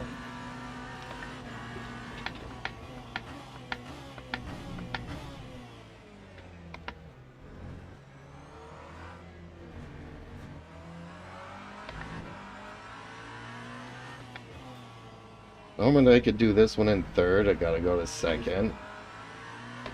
This one I could usually do in second, I gotta go down to first. I don't know why that is. And what's the yellow here?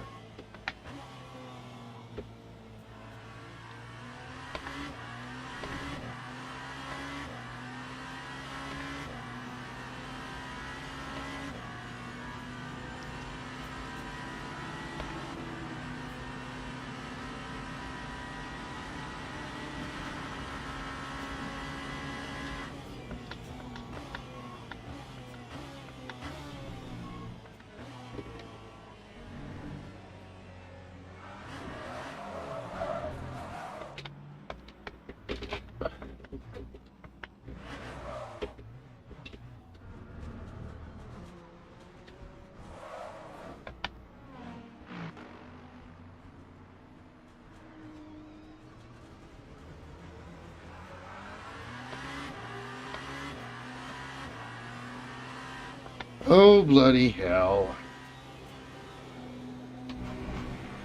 I didn't make one contact with one car there. Justin Slim Reason says. Oof. Yep. Well, I was really scared of that GT that came in and dive bomb there, and I went way too wide.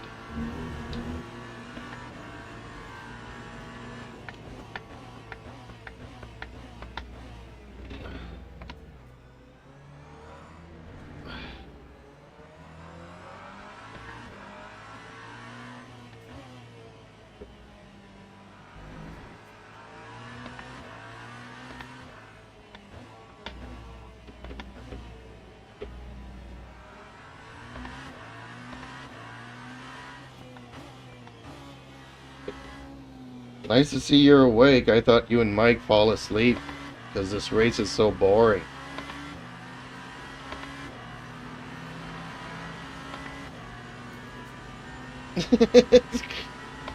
I was having fun with that other...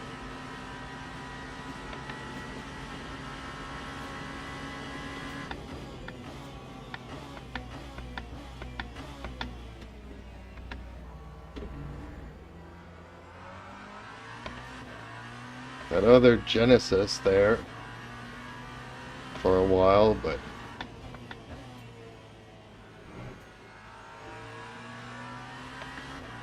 Justin Slim Reason says. Jumping between you and Glenn. yeah, have you noticed everybody's starting to stream at my hours? Used to be GC would stream in the morning, beginning of the afternoon. Now he starts just before I start streaming. Glenn used to stream after I would stream. Now he's on earlier.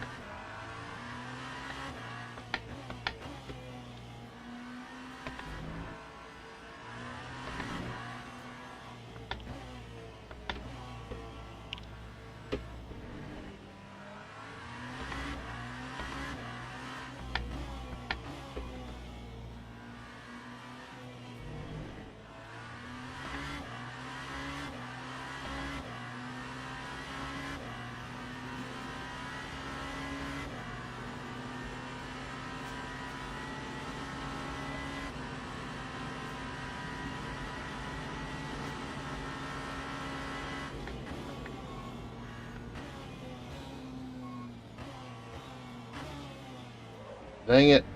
I don't know what's with that Lambo, but keep going wide. Scares the bejesus out of me.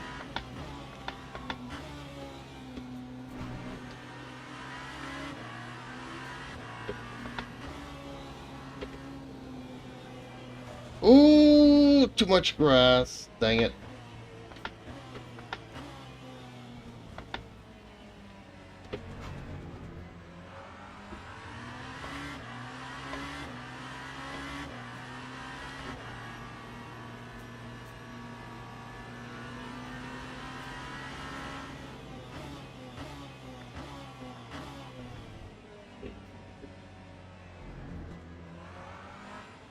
You know what? Maybe they reduced the oscillation, but maybe whatever was going on the backhand still happens.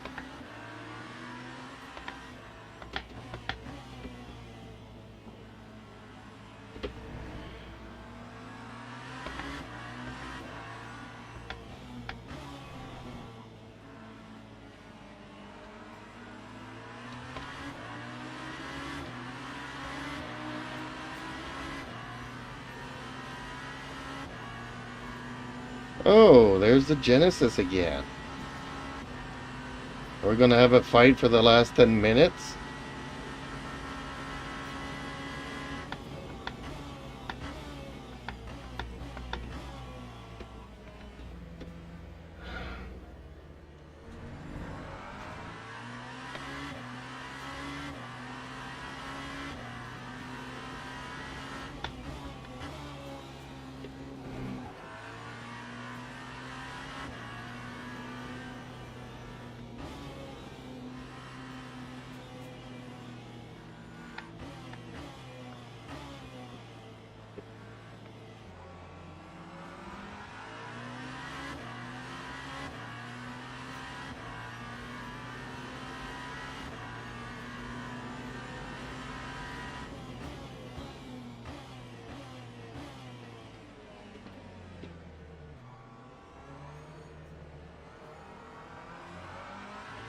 Did he just try to dive bomb me?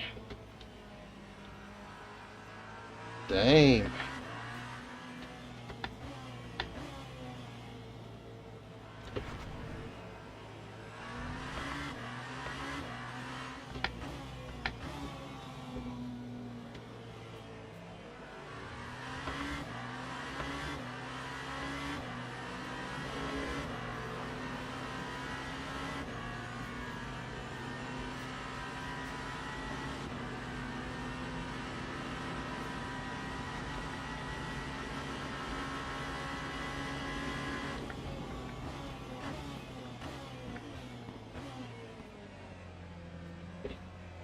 Ooh, that snapped on him there.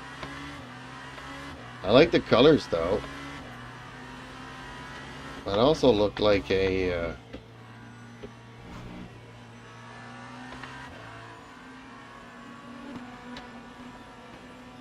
yep, Genesis.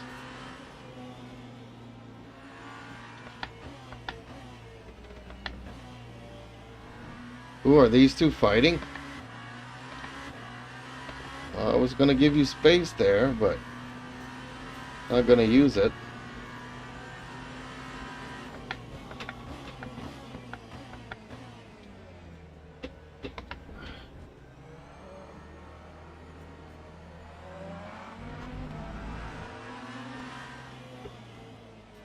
And this guy just dive bombs.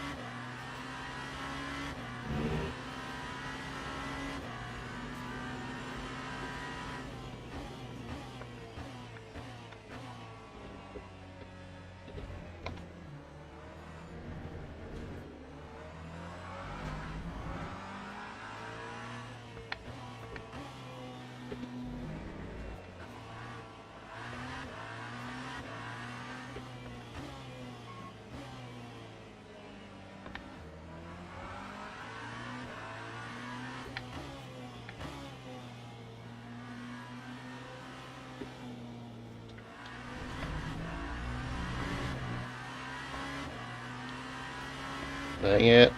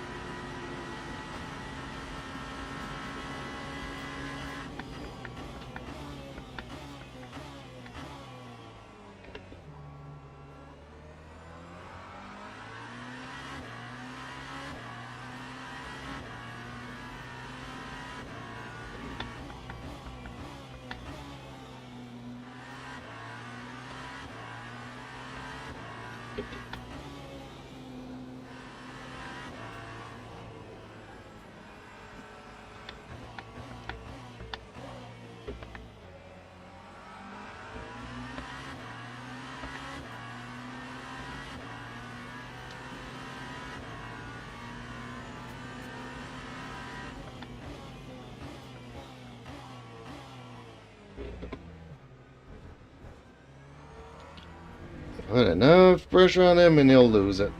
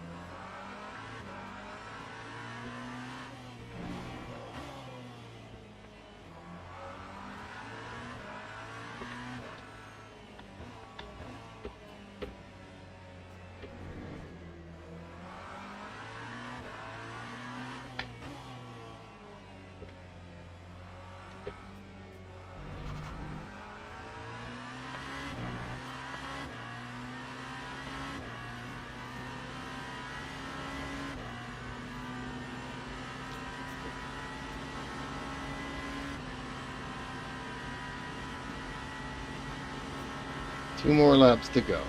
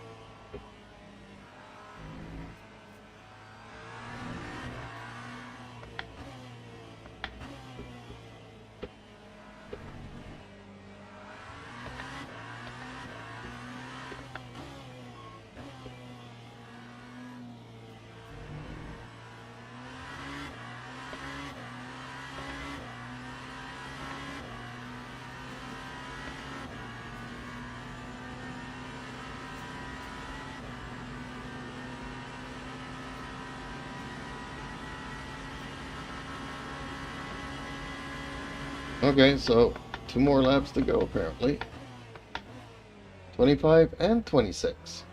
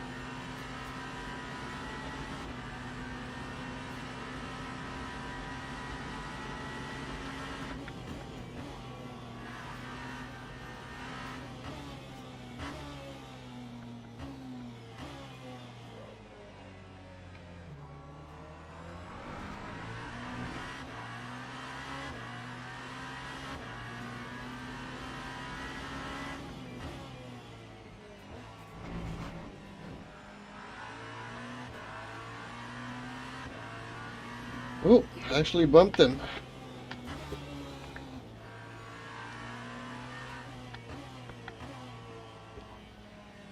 I heard the knock.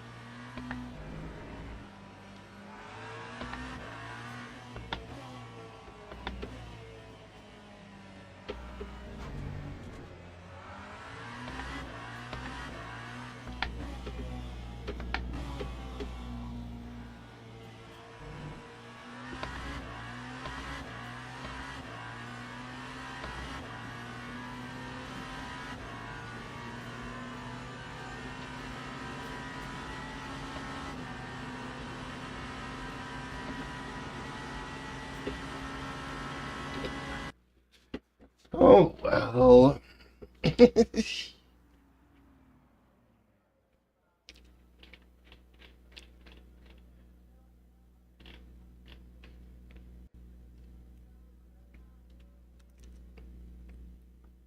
Okay, time for a smoke screen.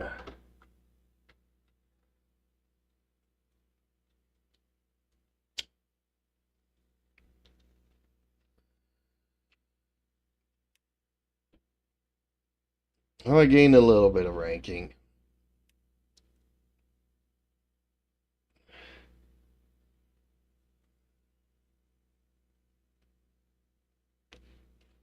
Zero impact with this contact. Yeah, because I didn't even show up on my car.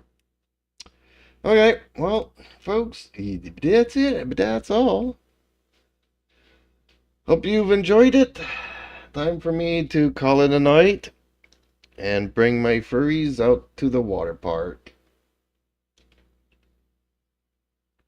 Thanks for watching, everybody's.